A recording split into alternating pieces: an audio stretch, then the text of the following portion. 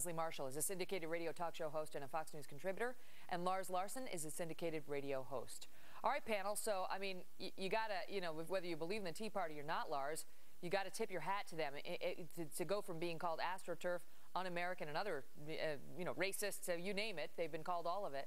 To now, almost exactly the same number of people polled want them to set the agenda as want President Obama.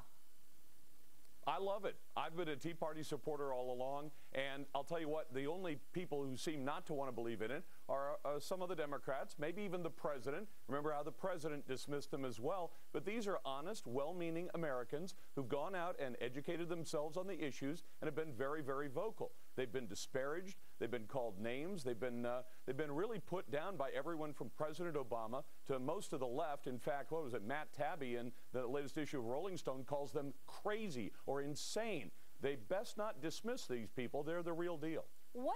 Leslie, if you're advising President Obama, you see these numbers come out, what do you tell him?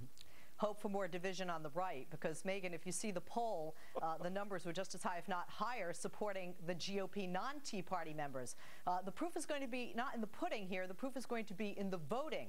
And I'm really interested to see how those Tea Party members are going to vote when they have an R, not a T or an I, next to their name starting in January. But when speaking of the numbers, and with my apologies to our folks in the control room who keep having to put this graphic up, look at the numbers, because it really does show. So, number one, they've got 28% who say President Obama should set the agenda. Tea Party members have almost as much at 27%. 23% believe Republicans should do it. Just 16%, Leslie, say the Democrats should be setting the agenda in the coming year. And so when you look at, the Tea Party does not support President Obama's policies. There's really no doubt about that.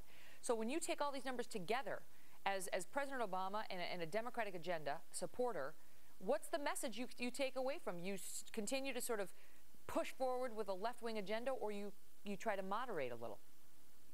You have to remember, Megyn, that the overwhelming majority of people that voted in the last presidential election that voted President Barack Obama in voted for the platform, for the promises in his campaign that he made to be taken care of by the American people. Some of the American people have obviously changed their mind because of what's going on with the economy, and I feel in the next 2 years, as the economy improves, we're going to see those poll number change greatly. As a matter of fact, there wouldn't be a Tea Party if we had a great economy. Well, I don't know. Is that true, Lars? Because the Tea Party believes in government hands-off. It's not all about the jobs. It's also about the T stands for taxed enough already.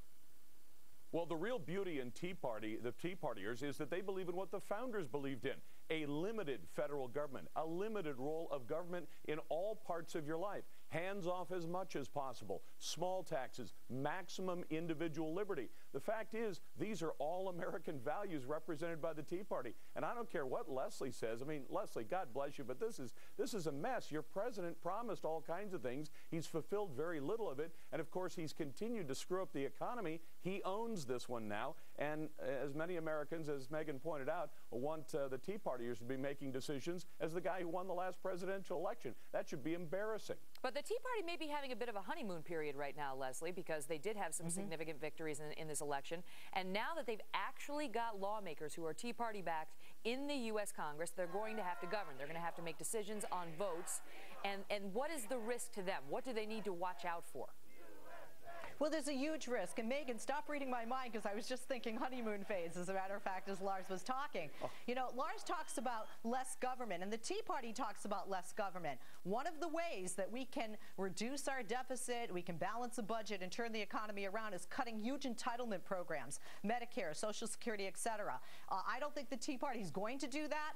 I don't think the Tea Party can do that, and if they do, they're going to see in 2 years themselves being tossed out like the baby with the bathwater, in a sense, because those are huge government programs, and that, not earmarks, is where a lot of reduction has to come in order to turn things around quicker to appease their base and the American people at large regarding the economy. As soon as you suggest that in Washington, people go deaf. I don't know what you said. Entitlement spending. Not listening to you, Lars and Leslie. All right, guys, I got to go because we've got a bunch of breaking news. But thank you both.